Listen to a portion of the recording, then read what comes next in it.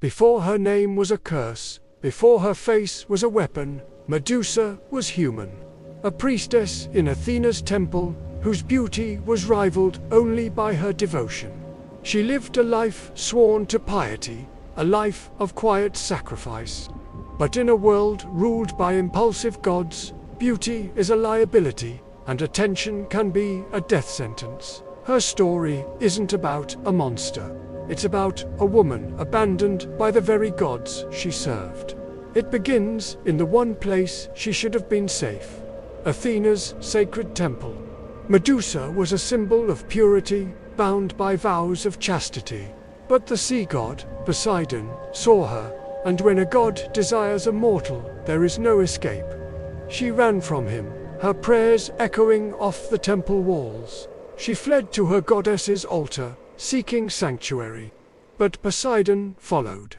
He shattered the sanctity of the temple and shattered her life in the process. The myths say the temple was defiled, but they conveniently leave out her cries for help, her desperate fight, her complete and utter abandonment.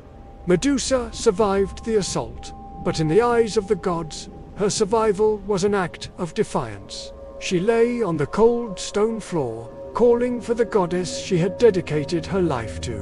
And when Athena finally appeared, it wasn't with comfort, but with cold, divine fury. Her temple had been violated, her sacred space desecrated. But her anger wasn't directed at Poseidon, a fellow god. It was aimed at the mortal survivor.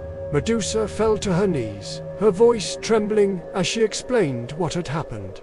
But Athena's face was stone.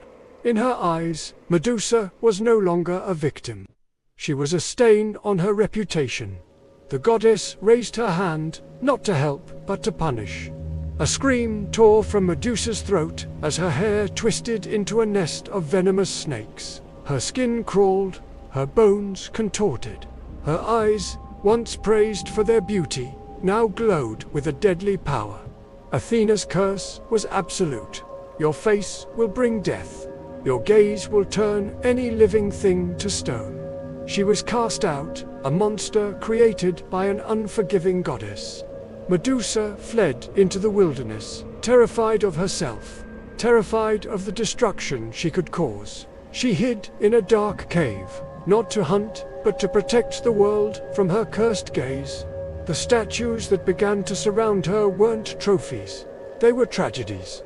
They were the bodies of so-called heroes who came seeking glory, only to be petrified by their own ambition. With every new stone figure, she wept in the darkness, mourning the men she never wanted to harm. But the world didn't want the truth. The world wanted a monster. And so they sent a hero. Perseus, he came armed with gifts from the gods. A mirrored shield from the very goddess who cursed her. Winged sandals from Hermes, and a helm of invisibility from Hades. Medusa had nothing but her fear and her solitude. He found her sleeping. He never met her eyes. He never gave her a chance to speak. He watched her distorted reflection in his shield, a broken woman, twisted by fate, and raised his sword. As the blade fell, her eyes opened not with malice, but with shock. From her blood, beauty was born, the winged horse Pegasus and the warrior Cruelty. Even in death, she created life, but the world celebrated her killer. Perseus delivered her head to Athena, and the goddess who had created the monster now mounted that head on her shield. Medusa's curse became Athena's greatest weapon. Her story was retold, rewritten, twisted into a tale of a vile demon slain by a brave hero.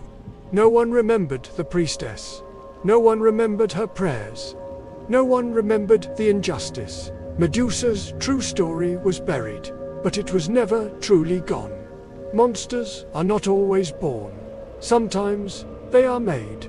They are forged in betrayal, shaped by cruelty, and defined by those in power. Medusa wasn't a monster. She was a casualty of divine ego. A warning that the line between victim and villain is often drawn by the hands that hold the sword.